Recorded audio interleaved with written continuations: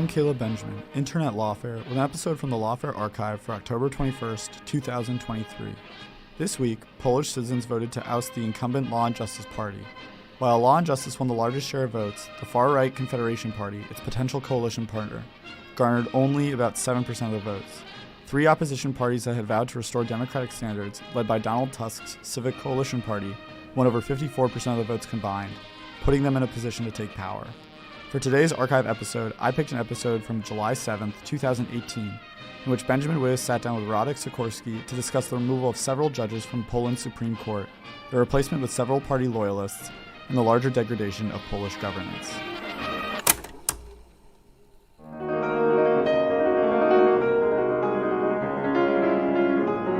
I'm Benjamin Wittes, and this is the Lawfare podcast, July 7th, 2018.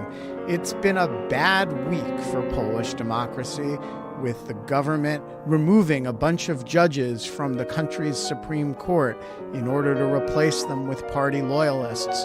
In response, protesters took to the streets to push back against the deconsolidation of Polish democracy. Joining me to discuss this week's events and the larger degradation of Polish governance that they're a part of is Radek Sikorski. Radek served as Foreign Minister and Defense Minister of Poland, Speaker of the Polish Parliament, and he ran for president some time back. He has also been a visiting fellow at the American Enterprise Institute, and he's currently a senior fellow at the Center for European Studies at Harvard University, as well as a distinguished statesman at the Center for Strategic and International Studies here in Washington. It's the Lawfare Podcast, episode 327, Radek Sikorski on the week's events in Poland. Radek, let's start with what happened this week in Poland and how it situates in the larger decay of democratic governance in Poland. What's happened in the last few days is that the president of Poland has sent the head of the Supreme Court a letter saying that she's been retired. And this is odd because she was only appointed 4 years ago, whereas the Constitution explicitly says that the term of office of the chairman of the Supreme Court is 6 years. The government's argument is that you can't be the chairman if you're not a judge, and you're not a judge once you've been retired. But it seems to go directly against a specific article of the Constitution. And which article is that? And what would be the normal expectation of the tenure of a Supreme Court justice in Poland? The whole law, which is forcing several Supreme Court judges into retirement at 65, is questionable because arguably senior judges like that should be very experienced senior people. And as far as I know, in your country, judges work until much later. So 65 seems a very arbitrary thing to do. And the government is pretty explicit about it. They say they want to get rid of judges who spent even a few years of their early careers in the 1980s, which is to say in the last decade of communism. And that seems to be very radical. And it looks like a political purge. You say it looks like a political purge. Is that the objective here, or is there some construction of it that is more generous than that? The person actually leading the country now is Jarosław Kaczyński, the chairman of the ruling party, Law and Justice, the twin brother of the deceased former president of Poland who died in the Smolensk crash. And he has said very explicitly that he wants to purge Polish elites, which he regards as corrupt and having roots in post-communism. And this has been done very thoroughly. One of the first things the new government did was to abolish the civil service, which is to say abolish competitive examinations to be civil servants, and about 10,000 people in the army, in diplomacy, in the prosecution service, in security services, and in state-owned companies have so far been expelled, replaced by party loyalists. Talk about the reaction to the move against the Supreme Court. There have been significant street protests. People seem to be reacting to this as something beyond what the Law and Justice Kaczynski movement has sought to do before. How big an escalation is this in your estimation? There were these protests before because there were instances of breaking the constitution before. One of the first things the new government did was to pack against the rules the Constitutional Court, which is a separate institution in Poland. And it's now staffed with party loyalists, which means that Poland doesn't have judicial review of legislation, that you can, in effect, change the constitution by an ordinary bill because the Constitutional Court will just say it's okay. And then the Justice Minister gave himself the right to appoint court presidents. He also became the chief prosecutor, which wasn't the case under the previous government. The chief prosecutor was an independent, non-political figure. The assault on the Supreme Court is seen as the completion of the process of subjugating the judiciary. And it's particularly egregious because the Supreme Court and its president have two specific functions. Number one, they pronounce the legality of a general election. And also the president of the Supreme Court is the president of the state tribunal before you can try politicians who've broken the constitution. So if you replace that person with a party loyalist, you are getting two further important political leverages. The country that everybody compares Poland's situation to these days is Hungary. I'm interested in your reflections on that comparison. Is the situation in Poland as bad as under Orban in Hungary, or is it sort of ineluctably on that road, or are there opportunities available to arrest the sort of democratic decline that we're seeing? The similarities are not accidental because Chairman Kaczynski regularly meets Viktor Orban and studies his playbook. And so, for example, this trick of retiring Supreme Court judges was done in Hungary too. It's happening faster in Poland, and the difference is that the Hungarian ruling party, Fidesz, has actually more support. So it was able to change the constitution legally, whereas in Poland, the ruling party got 38% of the vote, which normally doesn't even give you control of parliament and therefore the right to form the government without a coalition partner. This has happened by a fluke. And it certainly doesn't give you the right to change the constitution. So the constitution, instead of being changed, is being broken. But that would imply that the situation is not stable, as in, eventually Kaczynski and his party will have to face the electorate. At what point do people have a real opportunity to weigh in on all of this electorally? And to what extent do they care about these abstruse issues? We shall see. We have an election marathon kicking in this autumn, regional elections, which are important because we now suspect the opinion polls are not accurate anymore either, because there's a little bit of low-level fear in Poland. It is assumed that these elections will still be honest in the sense of the counting of votes. The democratic ecosystem has been spoiled.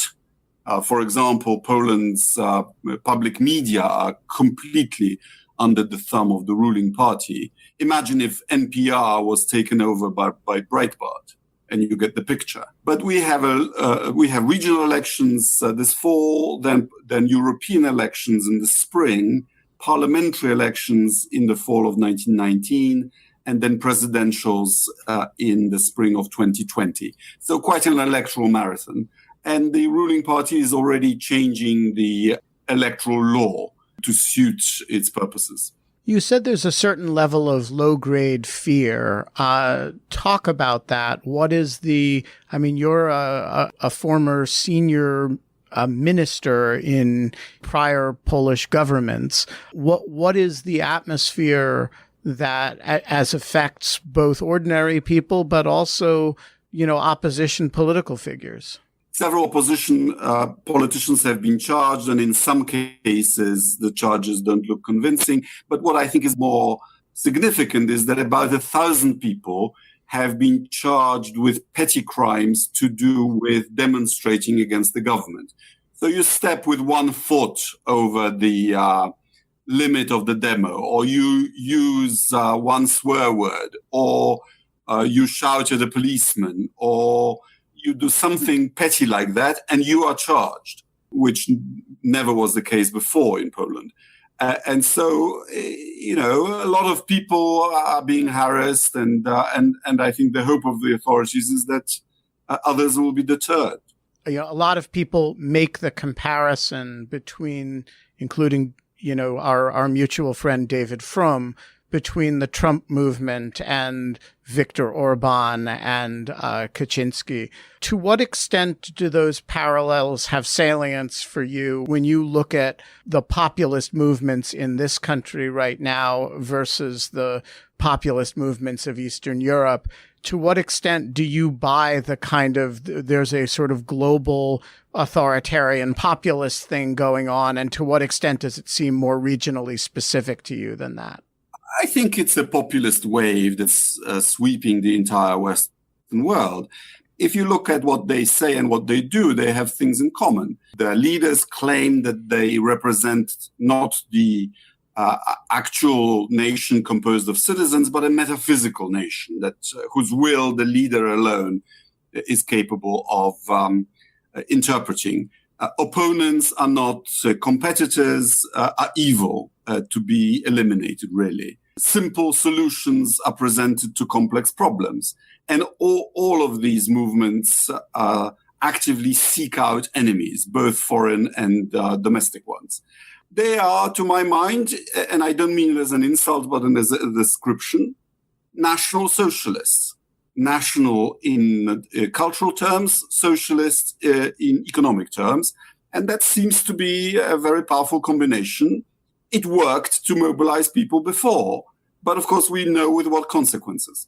Radek, you were, if my memory serves, a student in the UK at the time of the Solidarity Uprising in the early 80s. You stayed there for a long time. You came back as part of the democratization of Poland. I'm interested in your emotional reaction to all of this. It's an incredible degradation of the governance society that you helped build, and it must also be very scary. What does it look like from the ground there, from the ground of the governance of an emergent democracy that turns out to be less consolidated democratically than we all seem to understand? Ben, I spent 6 weeks in Tora Bora when it was our Mujahideen base against the Soviets under Soviet bombing. So this is not very scary by comparison. It is disappointing because I worked so many years, 14 years in the government, to make Poland a more significant country, a more respected country, and none of them now gives us any good press or any influence in the world. But on the other hand, I thought that we really were at the end of history, that democracy had triumphed and that my sons will have nothing to fight for. And it appears that they will. And, in Poland, I would just like to reassure you and those who know us from the past that we've overcome bigger challenges than this, and we've brought down worse regimes than this. Your hail fellow, well met optimism is much appreciated. So I'm interested in your plans in all of this. you have run for president of Poland in the past. You've been foreign minister, defense minister. What is the opposition landscape like from your point of view right now? And do you see yourself playing a future role in it? Well, just like in Hungary, the answer to this is very simple. If the opposition unites, they can win. If they don't, they will definitely lose. The reason the current ruling party is doing what it's doing is that 3 left-wing parties went into the last election separately. None of them made the threshold. They were excluded from parliament, and that's why 38% of the vote was enough to gain majority of seats in parliament. So you can never exclude political incompetence as an agent of history. And I just hope my fellow politicians have drawn the lessons. I wish them luck, and I hope I won't have to help them personally because I would only do it in extremis. I have argued domestically in the United States context that we need to put aside traditional left-right differences, which, of course, in the United States is hard because it is a two-party system, which, tends to accentuate left-right differences. But my understanding of the Polish political landscape is that the parties are more fractured, and which both creates the problem that you just described, but also a little bit more opportunity for a united opposition in the event that people perceive enough joint sense of threat. Do you see much basis for optimism about sort of left-right unity in opposition, or realistically, is this going to be a left opposition to the Law and Justice Party? Yes, I do. There is already a citizens' coalition which is conscious of the fact that if this authoritarian drift is not stopped, then Poland will become a bigger and bigger problem as a member of the European Union. It will civilizationally move towards the kind of system that we have in Putin's Russia. And at a time when American involvement in European affairs can no longer be taken for granted, and when the European Union is grappling with several challenges at the same time, Poland should be doing its best to stabilize Europe, not to add to its problems. And I think Polish politicians realize this now. Talk about the role of Europe. Europe did nothing to stop the drift of Hungary. On the other hand, the lesson of Hungary may have concentrated some minds in Europe and caused people to look at law and justice a little bit differently than they would have had they not had the example of Fidesz before them. Is the European Union playing a constructive role here, and could it be doing more, and what would more look like if it were doing it? This is very difficult because on the one hand, the European Union is based on member states trusting one another's institutions. So, for example, if a court in one member state issues a European arrest warrant, a court in another member state needs to be confident that this was not a political act, but an act of justice. So a member state that breaches the division of powers or politicizes its judiciary is an actual threat to the European Union, to its legal and integrity. So the European Union has no choice but to get involved. On the other hand, the European Union is a confederation. We agree certain rules in the shape of treaties, and we create joint institutions, but ultimate sovereignty lies in the member states. So there is no higher authority that can bring a member state to book when member states break the rules. And this, in fact, is the original reason why we had first the Eurozone crisis and then the migration Schengen crisis. Member states were cheating on their obligations. I guess the ultimate act of disobedience would be to not respect the judgment of the European Court of Justice. A member state that did that would exclude itself from the Union. And there is now a possibility that Poland will actually be sued by the Commission in the European Court of Justice. What would the suit be over, and what would be the prospects of of Poland not abiding by the judgment? Poland is under review on two counts. The constitutionality or otherwise of the law to retire the judges. And the Venice Commission, which is to say the Council of Europe, has also heavily criticized general state of rule of law in Poland. And on that count, Poland is under review and is potentially threatened with having its vote suspended in the European Union. So there are two parallel processes. Radek Sikorski, thank you so much for joining us, and keep up the struggle. Thank you. My pleasure. The Lawfare podcast is produced in cooperation with the Brookings Institution. Thanks this week to Radek for joining me on short notice from Warsaw.